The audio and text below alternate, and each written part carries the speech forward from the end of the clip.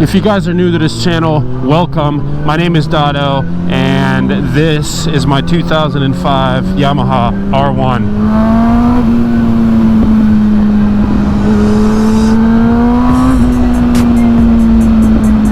What's up guys, Dado here. Welcome back to the channel. I'm gonna jump on my R1 and take it out for a spin before I run out of daylight. I'm gonna talk a little bit about how I got into riding, how I got the bike, what I did to it, and why did I keep it for so many years. Sit back, relax, and enjoy this riding footage. This is the second week in November, and the weather has been absolutely gorgeous here in central Pennsylvania. This is not gonna stay like this for a very long time, and I'm trying to get as much riding footage in. I'm gonna get suited up, get the bike warmed up, and start this video.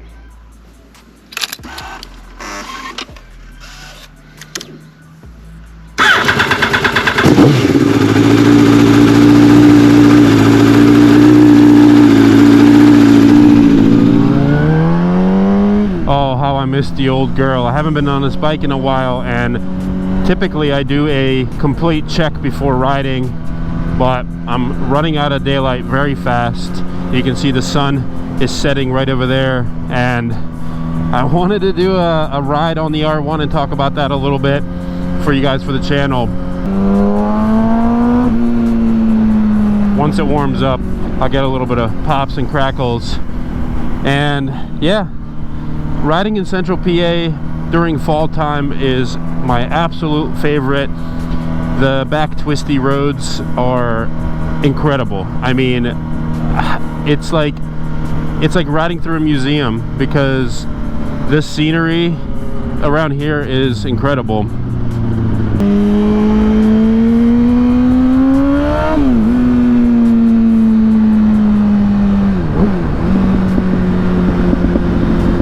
There we go.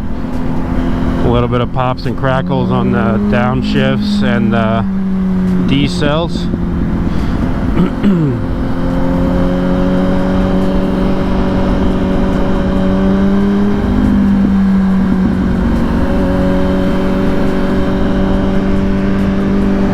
When I don't ride this thing for a while and I hop on it, I realize how much I miss this bike every single time. And it's been treating me well for so many years. It's been my baby. I did not think that I was going to keep this bike as long as I have kept it, and it's treated me well.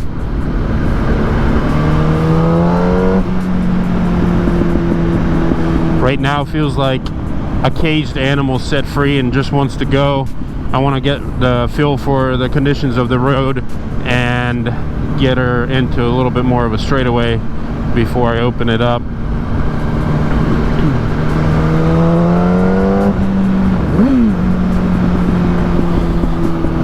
So if you watch the other videos on my channel, I had like a mini documentary thing filmed, and it's called Who is Dado Rados? And it pretty much sums up how I started motorcycle riding in the background and a little bit of history of how it all began. So I was always interested in honestly anything on wheels, anything mechanical. I grew up tinkering with things, taking stuff apart and trying to figure out how they work. Didn't necessarily know how to put them back together right away, but over the years my interest for reassembling things or fixing or making things even better, modifying things, just grew more and more. And I think that's where everything really started. When I started driving cars, that was an easy thing to do. You know, you're on four wheels. Once you learn how to drive, it's a no-brainer. Easy to get accustomed to things. You get bored, you start modifying stuff, and you know, next thing you know, you spend a bunch of money and time. And I really think that modifying vehicles in general and having that passion and drive and interest in everything that I do really kept me going in a straight line as far as what I want to do in life, what I want to do as far as the things that I enjoy, doing every single day. And also my hobbies grew over the years, and I love to do fabrication and custom design and building awesome motorcycles and riding them. So my brother started riding motorcycles first, and he's older than I am. We're 7 years apart, and my brother started riding motorcycles, and he didn't really let my dad know at first. Now, motorcycles are very dangerous. You have to be very vigilant, you have to be very safe, you always have to be aware, and you have to have respect for the motorcycle, the machine. There is so many variables. There could be like deer running across the road, there could be vehicles swerving into your lane, merging into you, and trust me, in all the years that I've ridden motorcycles, I've had so many close calls, and had it not been for my calm demeanor and for my quick thinking and, you know, maneuvering the motorcycles around, or, you know, whatever it takes, I probably would have been in some accidents. And knock on wood, I've had a really safe journey so far. Now, my brother started riding motorcycles, didn't really tell my dad at first, but he was like, eventually, you know, I guess you're gonna have to deal with it, and I love motorcycles, and by the way, I want to get out on the track. So he started racing bikes. You know, he was doing like open track and doing track days with the fellas, and my dad showed interest in that. And, you know, I honestly think that kind of brought us all together, because we would all go, you know, load up the truck and trailer and hit up track days and cook food and enjoy awesome company from people, and, you know, enjoy all the technical stuff that comes along with the track riding. Now, I never made it out in the track. I actually didn't even ride motorcycles at the time, and then you know, I actually had interest to get out there and get on two wheels as well. So my pops, my brother, and I would load everything up, hit up track days, spend a couple of days there, come home, and then, you know, we would be excited to go out and do the next thing. Everybody kept asking me, when are you going to do it? And you know how it is in life when you got so much going on, or you got different journeys, or, you know, I was really trying to buy my first house, and I never fully pulled the trigger. Now, I bought race plastics for my R1, full race plastics, and I even had it at my painter's. Now, after a while, my dad got a motorcycle and he started riding, and I was like, hold up a second. So, you know, I actually had a fear of being on two wheels on public roads. I always rode go-karts and dirt bikes and mini bikes and other things with engines, and, you know, I loved going fast, and it was exciting to fix them and all that stuff. But being on the road with a bunch of what we call cagers is nothing to be taken lightly. You know, you have a lot of danger out there, and the more vehicles and the busier that the roads are, the more risk that you have of something happening.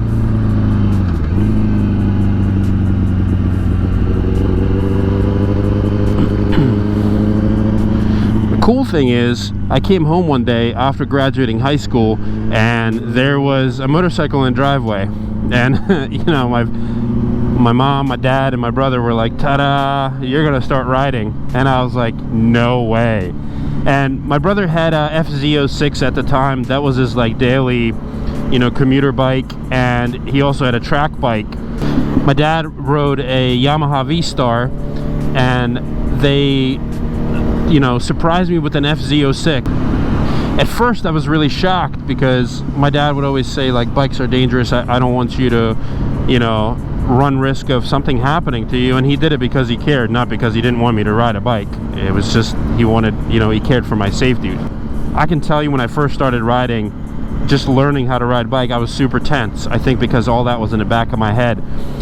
And that's one of the biggest reasons what saved me from becoming like you know, an insane, unsafe rider.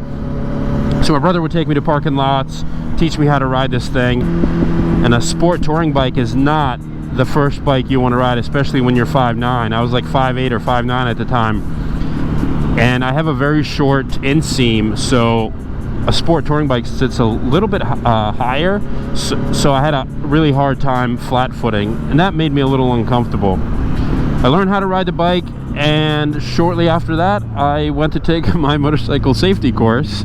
And locally we have a lot of those, so they offer, you know, like the Harley dealer and my school at the time had instructors there, and pretty cool. So I signed up for my beginner rider course, took my FZ06. I was there bright and early, all excited, and the instructors were all sitting at the table getting everybody registered up, and they asked for paperwork, and I pulled out what I thought I had for the bike, and I did not have the right paperwork. So they said, hey, no worries, if you don't live far you can go get it. If if the class fills up while you're gone, tough luck. So I hop on the bike, I ride all the way home, get my paperwork, I ride all the way back, and it filled up and they had already started. So the instructor's like, listen, I know we're pretty booked for the beginner course, but I think you should just come see me and just take the advanced rider course instead. And I was like, I can do that? And he's like, absolutely. So I showed up to the advanced rider course, and I think I was the only sport bike or sport touring bike that was there. It was all Harleys, and it was like older dudes that have been riding for a while that either wanted a refresher or wanted to have the advanced rider course, endorsement or whatever. So I was like, great. Aced the damn rider course, got super comfortable on my bike, and was so proud to get that motorcycle endorsement. In state of Pennsylvania, you get a permit, you go through a test, you take your permit test. If you pass, you essentially can ride the motorcycle, and you have to put so many hours on it, but you got to ride the bike. You can't ride it at night, you can't have passengers, you got to have full gear, the whole 9 yards. And then after that, you take your rider's test, and if you pass that, you get a motorcycle endorsement. Or if you take the safety course and you pass, then they sign off on your permit, and then you just get a driver's license. The cool thing is, not only do you gain a ton of skill riding and learn a lot about safety and motorcycle handling and everything else, but you get a discount on your insurance. I called my insurance company and they dropped my insurance by a lot. And I didn't think that I was going to be comfortable even at the beginner course, but I'm very adventurous, so I try to take it. But the advanced rider course was freaking awesome, and I ride like a grandpa. I tell everybody that. Over the years, I've really slowed down a lot, and on top of that, I have a lot to live for. I got a family. I have a kid. She's going to be 1 soon. It's just crazy. And I think about all those things when I'm out on a bike, even when I'm riding spirited. I don't want to ask for problems, so to say. So I'm typically very safe when I'm out riding. That's why I don't like riding with groups of people. Even if they are skilled, things get rowdy or people don't pay attention, and that's more things you got to worry about in a group ride. Where is everybody? Who's on my left? All that stuff. So typically I'm by myself or with one other person. Front end came up a little bit on there. It got squirrely on me.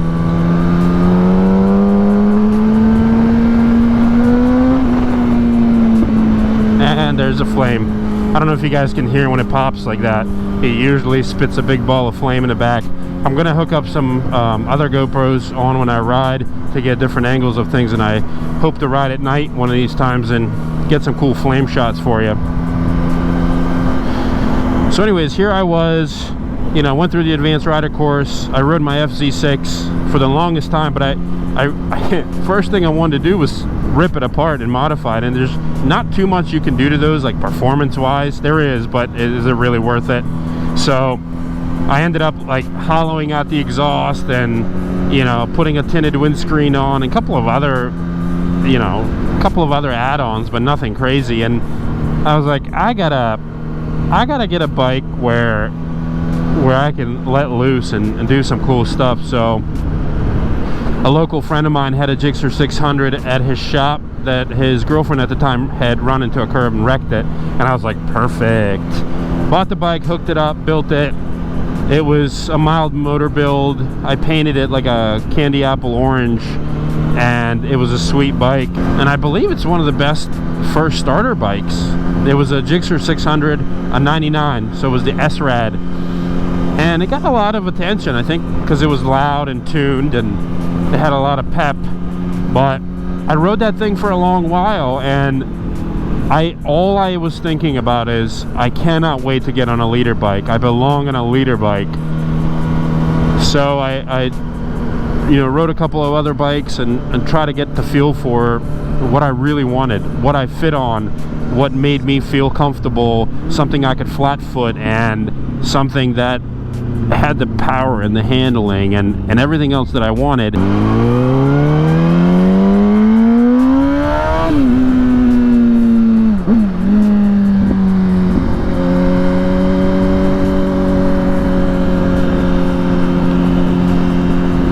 As soon as I rode, I think it was like an 04 R1, I fell in love, and I'm like, well, I gotta have one of these. So I looked and looked, and there was nothing in my price range. I was in college at the time. I made decent money, but nothing that I can just go out and buy something and then modify it on top of that and, you know, have extra funds. That's student loans to pay and everything else. So at the time, Craigslist was a big thing, and I hopped on there and I was searching for Yamaha R1, and I wanted something that was maybe laid over or needed a little bit of work. I found a 2005 Yamaha R1 that was in an accident, and the person who owned it made it a street fighter. They just stripped all the fairings. They actually molded the gauge cluster into the fuel tank and painted it, and it actually looked pretty good. It had like one of those street fighter headlights. You know, it was pretty much a naked, but you could tell that the bike needed a lot of, you know, a lot of cosmetic work, and it needed put back together properly.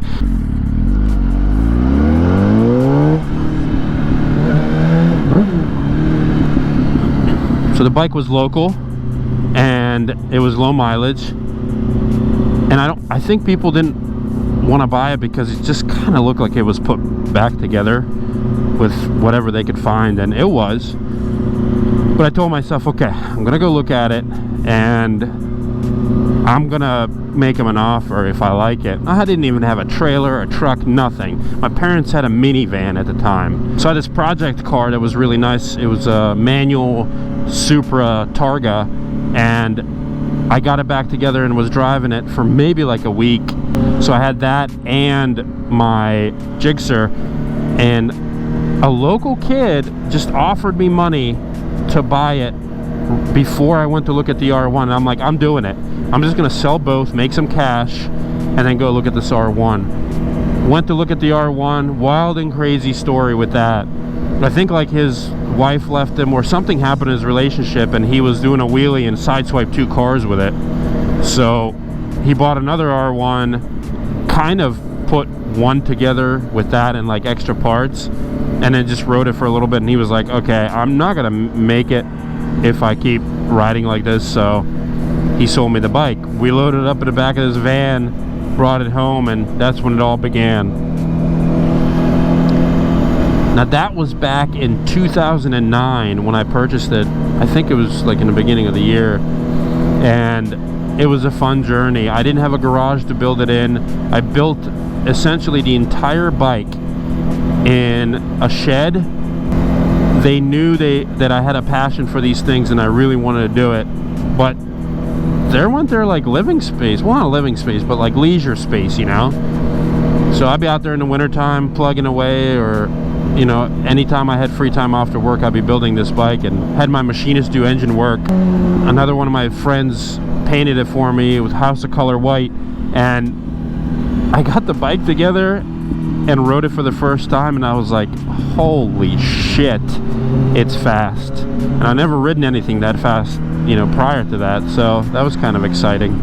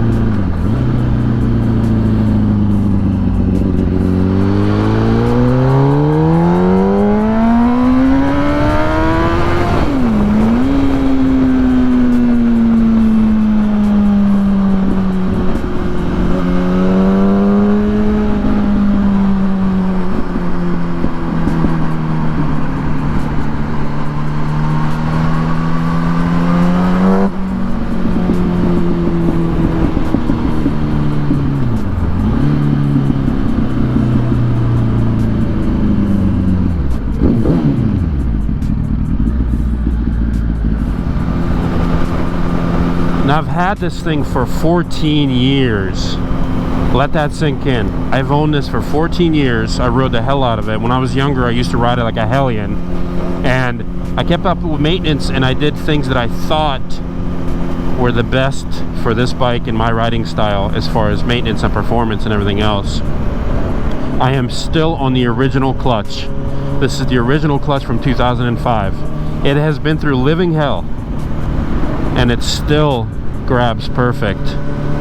I don't know how that happened. I thought that one of the first things that was going to go is the clutch on this. I bought this, I believe, with 7,000 miles. I could totally be wrong on that. I think it was 7,000. Right now I have 29,571 miles on it. Those are very happy miles, I'll tell you. This bike has helped me get through some of the worst times in my life.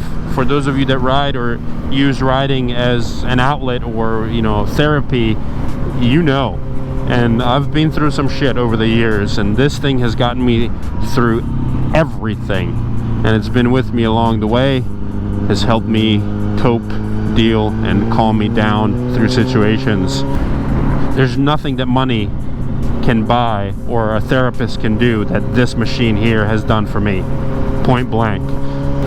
I haven't done any major modifications to the bike besides regular maintenance, chains, sprocket, air filter. I think I did a valve service once since I've had it. I checked the clutch, you know, all those things. And I mean, this thing is definitely showing its age because I do ride it. One of the coolest things that has become a tradition, I don't even know how it happened, it just happened one day. I rode this thing on Christmas Eve one day, right? So I take this bike out on Christmas Eve one year, and it was blistering cold, but it was so much fun. And I came back and I'm like, I cannot believe I just rode on Christmas Eve, and I'm gonna do it again next year.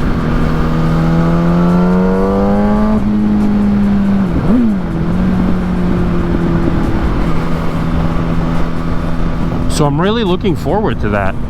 Going out and by myself, spending quality time on two wheels when it's stupid cold outside, because that's what I do. This old girl needs some work this winter, and I said that last winter and just never got around to things, but now my forks are leaking. The clutch is probably going to get replaced with a race clutch.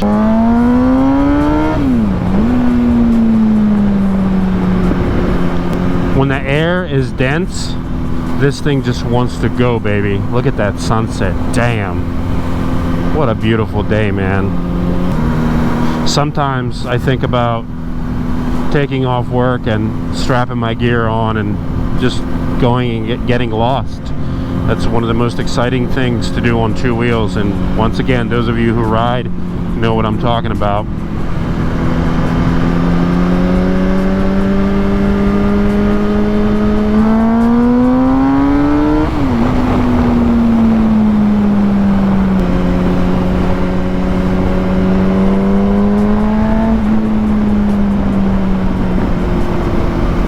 I love this stretch of road because trees just hug it, and you know, in the spring and summer all the leaves and everything are like super thick up top, and it feels like you're going through a tree tunnel. It's really cool now too, even though the leaves have pretty much completely fallen off. It's nice to ride back here. It's super peaceful.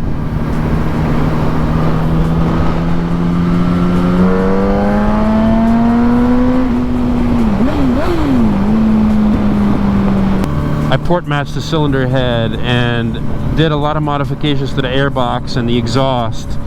Since this engine was built, this bike has not had a single drop of coolant in it. All I ever run is water wetter, and I've run water wetter and distilled water in this bike its entire, I don't know, almost 15 years of me riding it. And everybody gave me hell. That's not good, your water pump's gonna fail, your block's gonna explode, all this stuff. And yes, I'm very aware that water expands when it gets cold.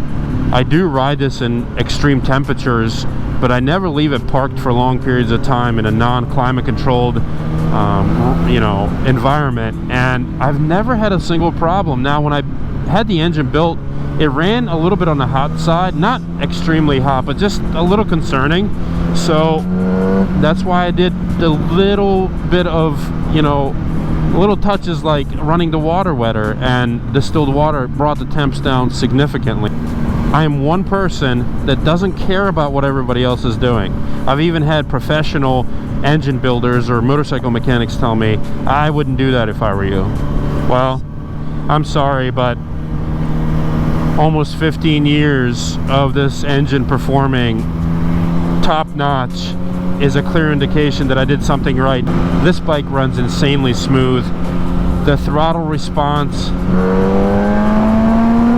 the gears, it just wants to keep pulling. It has no problem taking off like a rocket ship. I do have it geared a little bit different. I went 2 up in the rear, 1 down in the front. I really believe that that is the most optimum setup for this bike.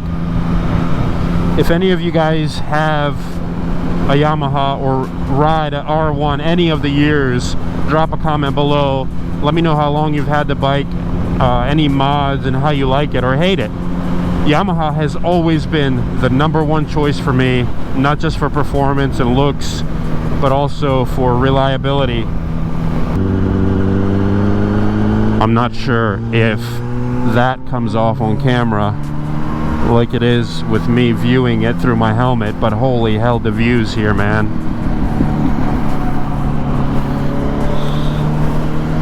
Traffic and tractor trailers, my favorite. I'm gonna have to take a lefty here, see if somebody will let me over. People are so nice here. Nobody freaking let me go. Dickheads. Get off the highway.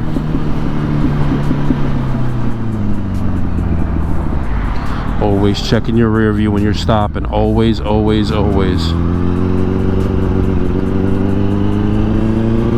Make sure people aren't gonna slam into you. They don't pay attention. That's one of the things that I'm always training my senses. Look at your surroundings. Look at that. So nice.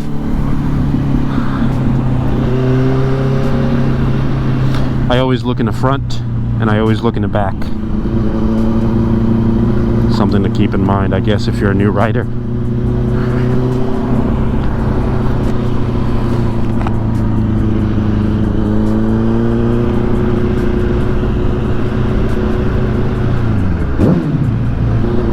I wish I can go back to the forums and say, hey guys, remember when you thought my R1 was gonna blow up because I made poor life choices and I built a thing doing everything absolutely wrong because the internet said I did? Well, I'd love to go back and read some of that stuff. Who knows? I don't even know if I belong to any of the forums anymore, nor do I really care. But this baby has been in my life for a long time. I think getting close to 15 years if my math is correct. And there have been times where I considered selling it, and I'm so glad I haven't, because it has treated me so well. It continues to perform phenomenal. It's a very mechanical bike.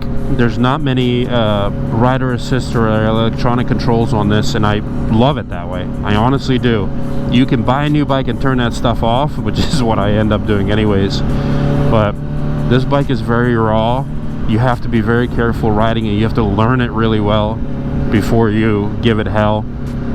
And I think it really helps to get to know the vehicle you're riding before you get rowdy. Funny thing is, whenever I talk about what I ride, or you know, I send my friends leader bikes for sale that ride 600s or 750s or whatever, they're like, I'd kill myself on that thing. Why? Do you have a death wish? I mean, I truly believe that's one of the worst sayings that ever existed. I would kill myself on that thing. Meaning, either you really suck at riding, you have a death wish, or you don't respect the bike. You have to spend the time to learn your machine. You have to get comfortable with it.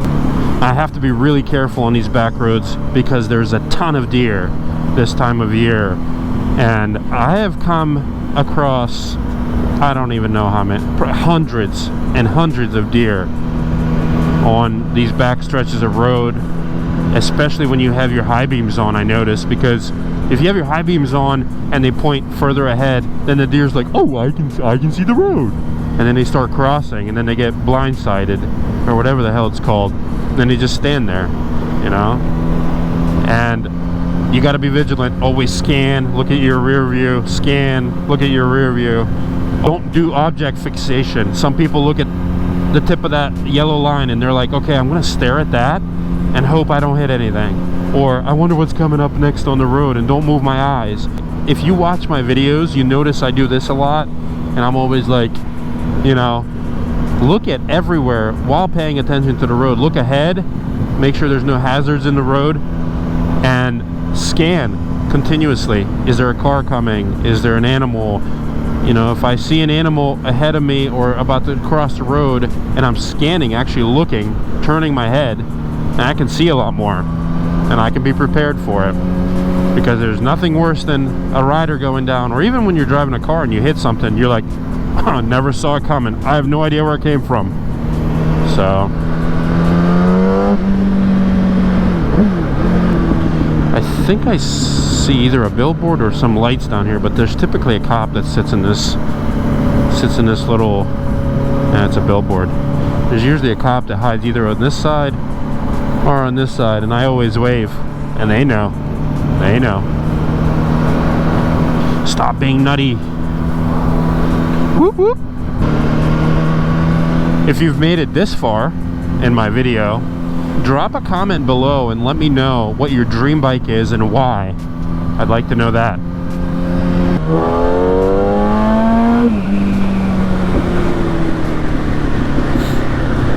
Now I gotta behave, man. Look at that. Whew.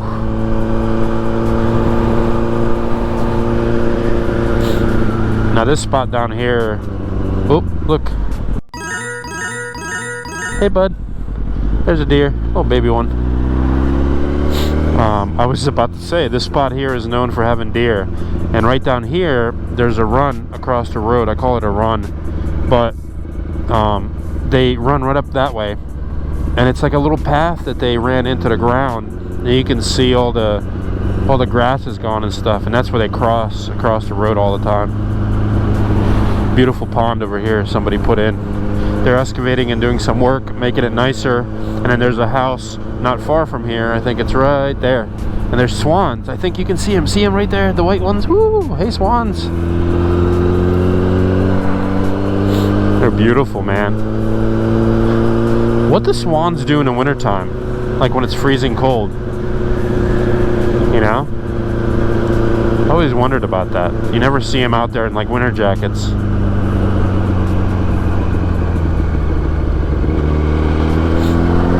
Hey, look at that. My fuel light came on. So, perfect. Because I got a little bit of ways to go before I get home. I just want to enjoy the rest of this ride. And then I'll do the sign out when I get there. Thank you guys if you've made it this far in the video. I really do appreciate you. Just kind of wanted to go over a couple of things and talk to you about how everything kind of started for me with motorcycles. I think my brother had a lot to do with it. I was always really intrigued by motorcycles while I was working and wrenching on cars. And then as soon as I rode one, game over, baby. So I'm down to 6 bikes. I have 6 motorcycles right now that are mine. I did sell off a couple. I sold 2 CBR 1000 RRs last year, I believe, beginning of last year. And I'm thinning the herd, man. 6 bikes I think is plenty. I need to dedicate the time to finish building, you know, all of them. Basically, I want them all to run and ride. I want to enjoy them all. I don't plan on selling any of them, but you know how that goes. So I've been going up this mountain for a while, as you may have noticed, and we are at the very top here. This roundabout didn't used to be up here. I think it was, I can't remember now. I think it was just like stop signs, and it used to get backed up and it was pretty crazy. But now traffic just kind of flows. See, there you go, bud. Real nice. If you know how to use a roundabout, it makes life a lot easier. Look, you're supposed to put your turn signal on to tell people you're exiting the roundabout. Did you know that? Haha. Look at that view. Look at that city. Yeah, baby. And this little area here is a beautiful overlook. This is where the power lines go the entire way up the mountain. You can see the power lines there, and then up there, and they just kind of made like a little pull off there, and you can enjoy the views. I've made it, and I didn't stop at a gas station or anything like that because, well, I don't feel like it. I'll fill up another time. I did use my high beams most of the way, but look at that crispy line from the HIDs. Nice, huh? There she is in all her glory. Ain't she beautiful? Now, that's a 2005, and you can't tell me that Yamaha didn't come up with one of the best and timeless designs for a sport bike. That still looks good all these years later, right? It's a beautiful bike, man. I really hope you guys enjoyed the video. I'll have a lot more riding footage. Unfortunately, winter's coming, so those are gonna slow down a bit. If you guys wanna support, hop on over to www.dadomadeshop.com. Check out some of the products that I have on there. A lot of them are motorcycle related, but I make cocktail smokers, insulated tumblers, whiskey and cigar stuff, and maybe you see something you like. Christmas is right around the corner, and I can laser etch and personalize a lot of those things. If you enjoy the content, you know what to do. Until next time, peace.